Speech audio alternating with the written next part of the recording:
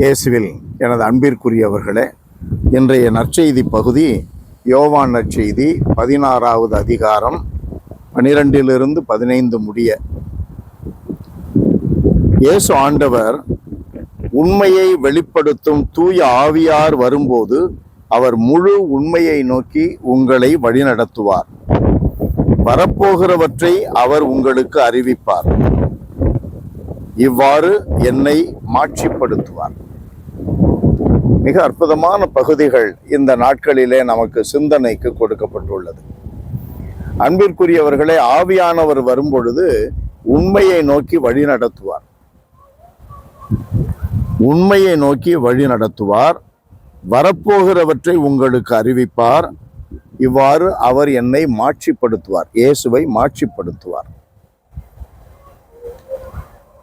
இன்றைய காலத்திலே தோன்றி இருக்கிற புற்றீசல்கள் போல் தோன்றி இருக்கிற பைபிளும் கையுமாக வெளியிலே மேடையிட்டு மக்களுக்கு நோட்டீஸுகள் போட்டு போஸ்டர்கள் ஒட்டி டிஜிட்டல் பேனர் கட்டி பெரிய பெரிய கூட்டங்கள் நடத்துகிற வேளையில் நாம் உன்னிப்பாக கவனித்து பார்த்தால் அவர்கள் ஆவியினால் தூண்டப்பட்டவர்களாகவே பேசுவார்கள்.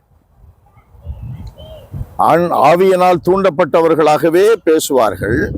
ஆனால் அவர்களில் என்ன நாம் கண்டுபிடிக்க வேண்டும்? வரப்போகிறவற்றையெல்லாம் அறிவிப்பார்கள். தீர்க்கதரிசி என்று தங்களை அழைத்து கொள்ளலாம், இறைவாக்கு உரைப்பவர்கள் என்று அழைத்து கொள்ளலாம்.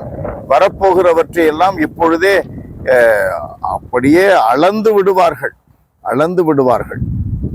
ஆனால் இயேசு ஆண்டவர் அவர்களில் மாட்சிப்படுத்தப்படுகிறாரா? அளவுகோல் அது. நாம் ஒரு கூட்டம் நடத்துகிறோம் என்றால், நாம் ஒரு வழிபாடு நடத்துகிறோம் என்றால், மக்கள் நிறைய பேர் ஆண்டவருடைய வார்த்தையை கேட்க கூடுகிறார்கள் என்றால், அவர்கள் மத்தியில் நாம் பேசுகிற வார்த்தைகள் வழியாக அவர்கள் சுகமடைகிறார்கள், அவர்களுக்கு மறைவான பல காரியங்கள் வெளிப்படுகின்றன என்பவற்றையெல்லாம் விட்டுவிட்டு அந்த காரியத்தினால் இயேசு மாட்சிப்படுத்தப்படுகிறாரா அல்லது நான் மையப்படுத்தப்படுகிறேனா? இந்த கேள்வியைத்தான் நாம் வைக்க வேண்டும். நாம் உண்மையானவரா அல்லது போலியானவரா? கடவுளால் அழைக்கப்பட்டவரா அல்லது கடவுள் என்னை அழைத்திருக்கிறார் என்று பிரச்சாரம் செய்து கொள்பவரா? உண்மையை கண்டுபிடிக்க வேண்டும். செய்கின்ற, பேசுகின்ற, வெளிப்படுத்துகின்ற ஒவ்வொரு காரியத்தினாலும் இயேசு ஆண்டவர் மாட்சிப்படுத்தப்பட வேண்டும். உண்மையின் ஆவியானவர் வரும்பொழுது இயேசு ஆண்டவர் மாட்சிப்படுத்தப்படுவார். தீயாவி நம்மிடமிருந்து செயல்படும் பொழுது இயேசு ஆண்டவர் மாட்சிப்படுத்தப்பட மாட்டார். சொல்லுகிறவன் மாட்சிப்படுத்தப்படுவான். அது அழிவை நோக்கி செல்லுகிற அகலமான பாதை, ஹைவே. அன்பு நிறைந்த எங்கள் இறைவா, நாங்கள் உண்மையை அறிந்து கொள்ள வேண்டும். உம்முடைய உண்மை பிரசன்னத்தை அனுபவிக்க வேண்டும்.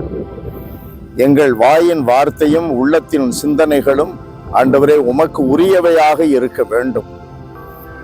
நாங்கள் பேசுவதனாலும் நாங்கள் செயல்படுவதனாலும் மக்களை வழிநடத்துவதனாலும் உம்முடைய திருமகனும் எங்கள் ஆண்டவருமான இயேசு கிறிஸ்து மாட்சிப்படுத்தப்பட வேண்டும். இந்த நேர்கோட்டிலிருந்து நாங்கள் நழுவி போய்விடாமல் ஆண்டவரே எங்கள் மீது எப்பொழுதும் இரக்கம் காட்டுவீராக. இயேசுவின் நாமத்தில் ஜெபிக்கிறோம் பிதாவே. ஆமென்.